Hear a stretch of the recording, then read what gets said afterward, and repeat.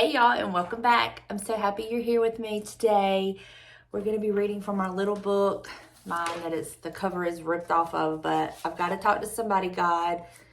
It's Marjorie Holmes' Conversations with God. It's her prayers that she's prayed, and so far, everyone that I've read, I can totally relate to. It's like she's in my head. She's gone through the same things I've gone through, and it has really just helped me see things in a whole new light, some things that I just took for granted, and then it's helped me to think about things that I go through in a different way. And I think that that's a wonderful thing, to get a different insight. And all of this was because of God. He put this little book in my path. I'm not even gonna act like I'm just big surprise, So I'm going to open this little book. We're going to see where God is going to take us. I feel him so strong this morning. I've been praying that he would just minister to us. I need it. I'm sure, like many of you, there's several things that I need, a touch in my life about. And so we're just going to see where God takes us. All right. Okay, so if you have this little book, we're going to be reading from page 66 and most of 67. It's a long one. It's under the title, it's under the grouping Keep Me At It, and the title of it is Violence. And let's just see what the Lord has to say to us. This violence, Lord, I am confused by all this violence. Where's Christ in the cruel violence that fills our newspapers, our movie and TV screens, and walks the city streets? Love your neighbor, he said, but love your enemies too. Give the robber your cloak, turn the other cheek. For God is love, he taught us. That is the whole secret of our relationship to each other and to you, to love, to show compassion, and to live in peace. Yet this violence, Lord, all this violence, isn't it enough that there is no respite from the savagery of war? Are we to have no respite from man's inhumanity to man, even in our homes? Murder for amusement? My children, if I'd let them, setting in trance before programs where people knife, gouge, stamp, shoot, hang, strangle each other. Not kindness, not compassion, not even reason, but raw, brute viciousness. How can we find any significance in Christ's suffering if the spectacle of human suffering is so cheap and commonplace?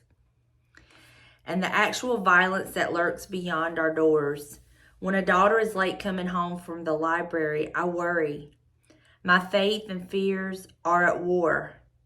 It isn't safe for any woman to walk alone, even by daylight anymore. Your stars are so bright tonight, and the air is sweet with spring.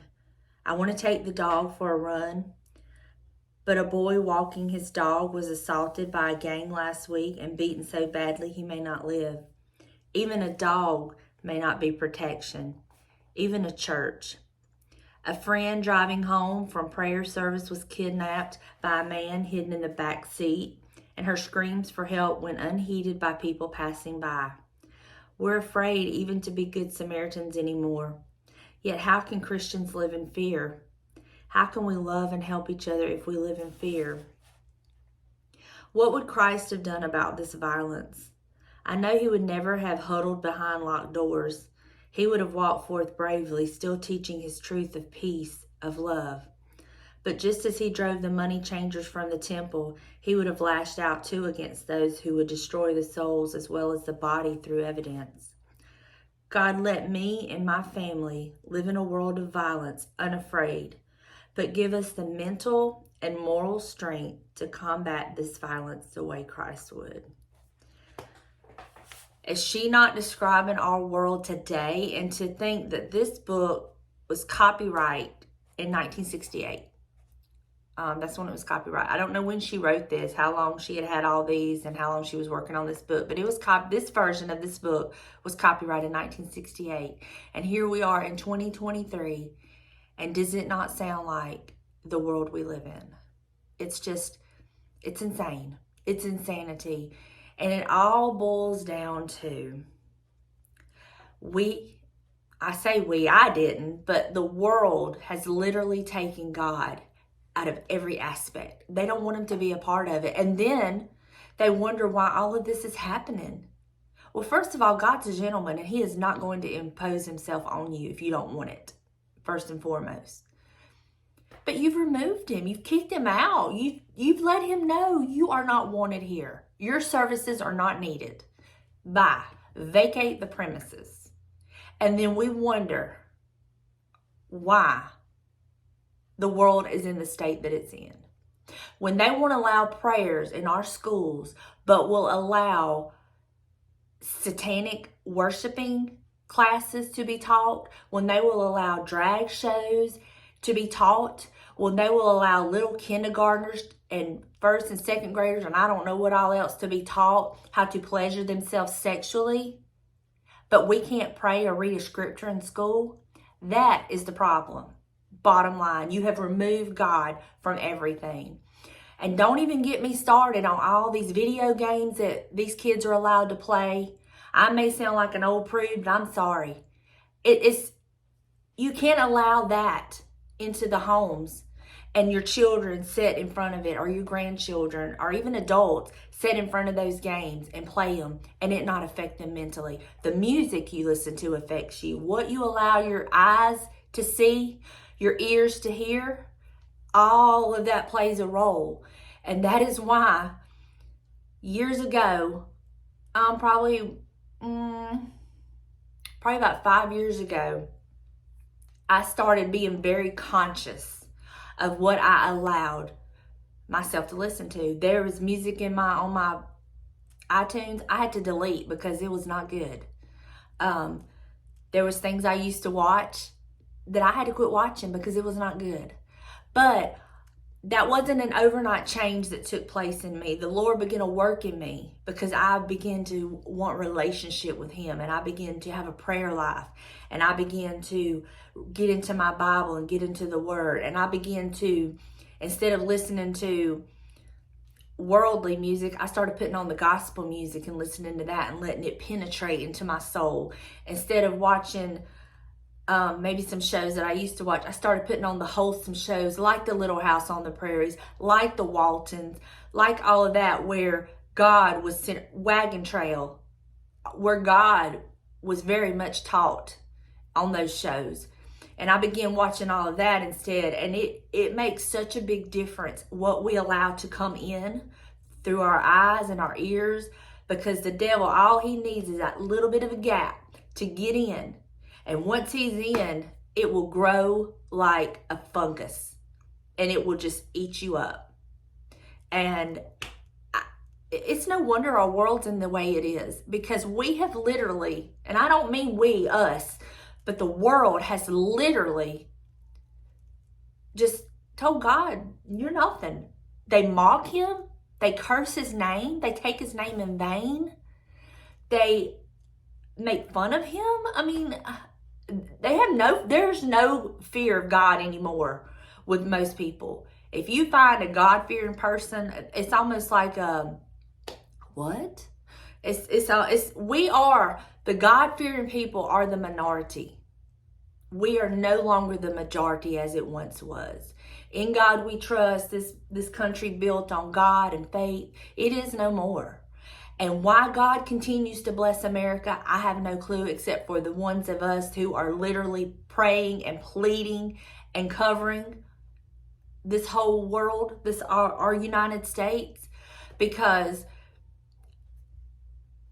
I don't know how he does it. I don't know how. Only thing I can think of is there's still so many of us out there who are praying.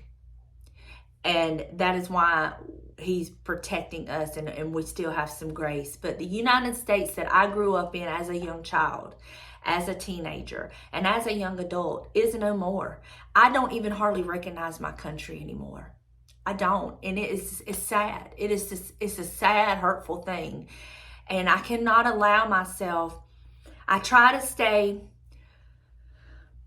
up to date as much as possible, but I cannot allow myself to get sucked into all the news and everything that's going on. Not because I want to just turn a blind eye and a deaf ear to it. I know it's happening.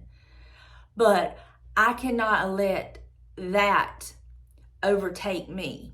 And it's like she made this very good line in here where she says, her faith and her fears are at war. That's how I feel when I allow myself to consume too much news. And first of all, we're not getting the truth anyway. We're getting what different ones want us to hear. There might be a sprinkle of truth in a little bit of all of them, that if you put them all together, you might can piece it together and get the full story. So it's like, I can't let that consume me. I have to just know, yes, this world is in a horrible place. It is in a horrible state. The violence is rampant. The violence is just, when the songs entice whoever's listening to it to partake in violence, when the video games, what's the word I'm looking for? Entice whoever's playing it to, and they're playing, and they're not just sitting there and playing it for 20 or 30 minutes. Some of them sit there for hours and get so sucked into that they honestly think it's real life. And that's how, you've heard about it on the news where these people would go out and try to act out some of these scenes in these video games they play. Lord, give me back the days of the Pac-Mans and the Donkey Kongs and the Pitfall and, what's that one? Asteroids, ping, pong, whatever. Give me back those days, because this mess these days, I don't want to partake in it. And I will not allow my children to partake in it. And it's getting really bad that now you really have to censor the cartoons, because there's so many hidden messages that you think is so innocent that they're hiding behind a cartoon, but yet they're infiltrating our children's minds with just filth and garbage and stuff that goes against the word.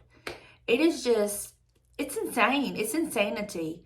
And if this don't tell us that we're in the end times, that we are living in the end times, I don't know what else we have to see to know that. That is why we must stay vigilant. This is not the time to be relaxed in your prayer life. This is not the time to walk away from your relationship with God. And if you don't have a relationship with God, you still have time right now to get one. And He can help you and protect us through all of this mess that we're in, where, like she says, but give us the mental and moral strength to combat this violence the way Christ would. Let me and my family live in a world of violence unafraid. And we can, but we can't do it without God. We cannot.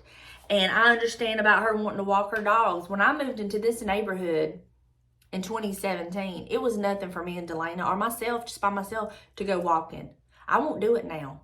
And it's not that I have a bad neighborhood, okay? It's not that it's an unsafe neighborhood. There's policemen that live all in this neighborhood and everything. We really don't hear a lot of violence going on in this neighborhood. But I won't do it because, and I believe the Lord has kind of given me this insight. That's why, I've begged James, or not begged, but I've asked him to please go walk with me some, because, some of these houses are like in corners and they're not visible from the street. And this is it's a quiet neighborhood during the day and the evening times, And I just won't go walk, because all it would take was that one person to snatch me up and grab me in that house, and who knows what could happen. And it's sad that we have to think that way, but we have to think that way. And I don't really like going out by myself. I do, but I make sure that I'm very conscious of my surroundings. And there's places I won't go by myself, and there are places I won't go by myself at certain times, and it's sad that we have to live like that and think like that, but we have to. We just have to. We have to think that way. And we can live in a world of violence unafraid and know that God has got us, but He also gives us common sense too. I can walk my neighborhood and know that God has got me. But I believe He has given me common sense to know, Donna, that's probably not the brightest thing to do given today's day. In fact, a few years ago, Delane and I was walking one day with me and her, and I was just like, I really got an uneasy feeling at a certain part that we were walking in. And I'm just like, we're not going to walk this way again, because I got an uneasy feeling. So through prayer, through relationship with God, He will give us those little insights that we need. Like, you might need to steer clear of that area. You probably shouldn't go there today. We can live in a world of violence unafraid, but we still have to have our common sense. And I believe He will give us what we need when we need. God is not about the spirit of fear, but we have to know what we're living in. We have to understand the times that we're living in. And the devil he's on a rampage, because he knows his time is dwindling down, and he is seeking out whom he may devour. And he is going after anything. And he is just looking for that little opening, that slight little opening that we'll give him so he can get in there and just spread like a fungus. And that's why we have to be prayed up, put on that armor, and not give him an inch. Don't give him anything. Don't even show a sign of a crack. That's why, Lord, if you see anything around my children and my family where it looks like there might be a dent or a crack or a little hairline crack fixing to patch it, don't let anything happen to them. I have to keep praying about it. And it don't mean that I don't think God can trust them with the crack or anything like that. It just means we got to be vigilant and stay prayed up and stay on guard. Now is not the time to get relaxed. If anything, it is the time to suit up and be ready for war. Because, my friends, we are in a spiritual war. We are not fighting against flesh and blood, but we are fighting against spirits. And whether you believe it or not, there are spirits that roam this earth looking for whatever it can devour. It is very, very real. If hell was not real, if the devil was not real, there would not be a need for a heaven. If hell was not real, Jesus would have not went to hell in those 3 days that his body was in that tomb and fought the devil. If hell was not a real thing. And people, I've seen it in my lifetime. When I was growing up, you heard preachers preaching about hell and fire and brimstone, and then they got so relaxed and they kind of like, well, that was just pushing people away. People didn't want to hear about that, so then they started prettying up things and making things a little more delicate. Now ain't the time for that. People need to hear truth, and hell is very much a real place, and it is a place we do not want to go. It is. If we think this is hell on earth,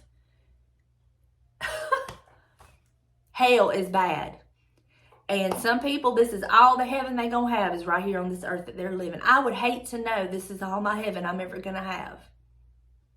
I don't want that. And this went in a direction I had no intentions, but at the same time, hell is very real. And all of this that is going on, all this violence and this craziness, and you can't even really listen to anything without it being something about violence. It's everywhere. And it used to be, we were such a little small town, it didn't even creep up into our towns. And if it did, it was just one of those few and far betweens, and it just rocked the town, the county, and just threw us all for a loop. And now it's just like, it's just become so common. And that's sad that is the common, that's the norm. That is really sad. But we can pray, and God can cover us and our families, and we can pray and have a relationship with Him and know that this ain't our home. We just getting through to the day He decides to come and take us to our heavenly reward. I can't wait for that day. There used to be a time where I would think, it's okay. If He don't come right now, it's fine, because life is good. I don't think that way anymore. I find myself more and more thinking, Lord, you can come now. You can come now. You can come now. And it's just the way it is. But I love y'all. I hope that this helps you in some way. just stay prayed up. Just realize that you are not fighting against flesh and blood, that we are fighting against spirits. We're fighting against a very real devil and his imps. And, just stay vigilant. Keep your armor on. Stay prayed up. And we will get through this. I love y'all, and I will see you in the next one. Bye, y'all.